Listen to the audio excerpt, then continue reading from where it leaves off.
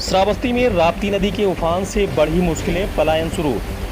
श्रावस्ती में बाढ़ के दौरान दुश्वारियां बढ़ गई। सरकारी मदद की आस छोड़कर ग्रामीण कंधों पर अपने बच्चों को लेकर सुरक्षित स्थान की ओर निकल पड़े हैं।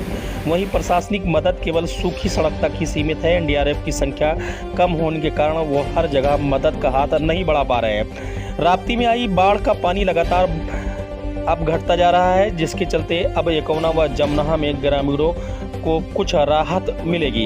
एकौना में 24 घंटे के अंदर कोई भी प्रशासनिक सहायता व बचाव दल न पहुंच पाने के कारण ज़्यादा गहराई में घिरे ग्रामीण एक दूसरे का साथ देकर दूसरी मंजिल पर फंसे हुए हैं। तो जिन लोगों के पास अभी निकलने का विकल्प है वो अपने बच्चों को कंधों पर लाद कर सुरक्षित स्थान की ओर शनिवार को निकलते हुए देखे गए। ऐसे ही कुछ कटरा, भबरी, भगवानपुर व आसपास के इलाकों में देखने को मिला। यहाँ पानी शनिवार दोपहर 1 बजे 3 से 4 फीट तक ही था। पानी लगातार बढ़ता गया। ऐसे में ग्रामीण अपने खाने पीने का कुछ सामान व अपने बच्चों को गोद में लेकर सुरक्षित स्थान की ओर निकल पड़े। इन्हें सुरक्षित ठिकाना कहां मिलेगा ये भी नहीं जानते, जबकि जमनहा इलाके में तैनात एनडीआरएफ की टीम 3 दिन से छत पे फंसे ग्रामीणों को बचाकर सुरक्षित स्थान पर पहुंचा रही है। यही नहीं, कुछ स्थानों पर समूह में फंसे लोग एनडीआरएफ का इंतजार करते देखे गए। एनडीआरएफ के जवान बचाव के साथ लोगों तक लंच पैकेट पहुंचा रहे हैं। वहीं 3 कंपनी बाढ़ पीएससी मदद के लिए आगे आ रही है। जिले में 984 समीले विद्यालय हैं। इनमें से 196 विद्यालय राप्ती के तटीय इलाके में है, जहां 5 से 6 फीट पानी भरा हुआ है। ऐसे ही तिलकपुर विद्यालय है, जहां बाढ़ का पानी स्कूल की छत छूने वाला है। ऐसे ही अन्य विद्यालयों की स्थिति है, जहां 4 से 5 फीट पानी विद्यालय के अंदर जमा है। बाढ़ का कहर गांव से ज्यादा सड़क पर देखने को मिल रहा है। बहराइच भिनगा 4 लेन के किनारे सुरक्षित निकाले गए या फिर किसी तरह बाढ़ के पानी से बाहर निकले ग्रामीण पन्नी का टेंट बनाकर अपने परिवार के साथ हैं। जहां भूख से बिलखते बच्चे कहीं सूखी रोटी खाते देखे जा रहे हैं तो कहीं सूखा चावल।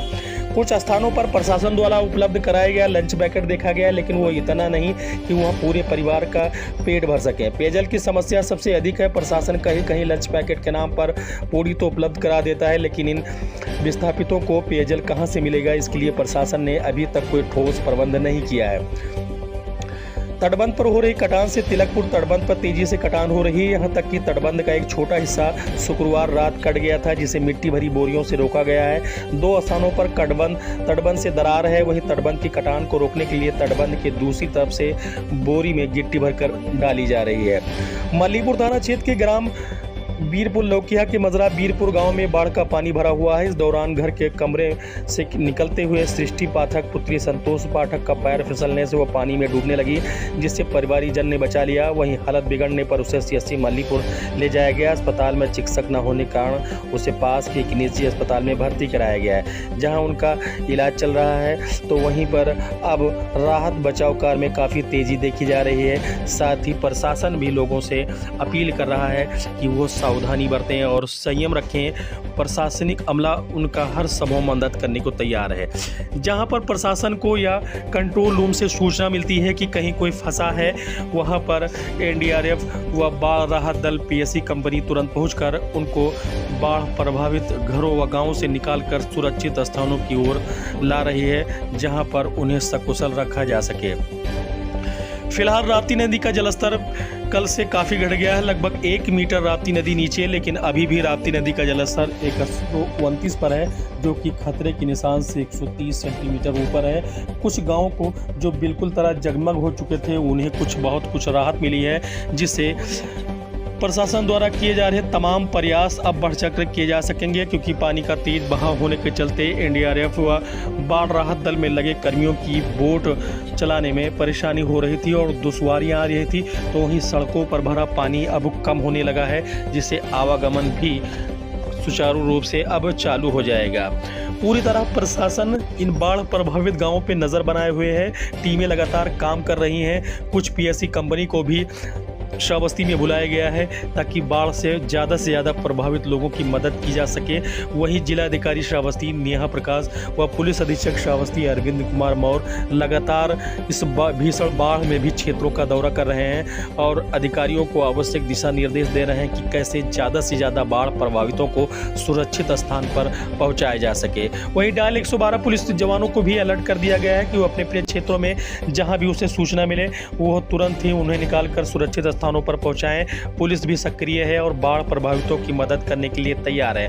फिर भी कुछ दूर दराज इलाकों के बाढ़ प्रभावित गाँव में फंसे लोगों के लिए अभी भी चिंता बनी हुई है। उनका कहना है कि वो यहाँ फंसे हैं और अभी तक यहाँ कोई टीम नहीं पहुँची है, लेकिन प्रशासन की तरफ से पूरे इंतजाम किए जा रहे हैं। जहाँ भी लोग फंसे होने की उन्हें सूचना मिलती है वो तुरंत ही उन इलाकों में पहुंचकर और उनको सकुशल सुरक्षित स्थानों पर निकालने का पूरा प्रयास कर रहे हैं। और जिनको भी बाहर निकाला गया है उन्हें लंच पैकेट दिया जा रहा है। प्रशासन अपनी तरफ से भरपूर कोशिश कर रहा है।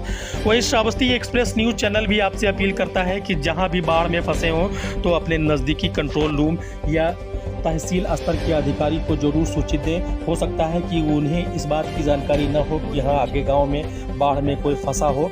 अगर उनको सूचना मिलेगी तो तुरंत वो मौके पर जाकर और फिर उन्हें सुरक्षित स्थानों पर निकालने की कोशिश करेंगे।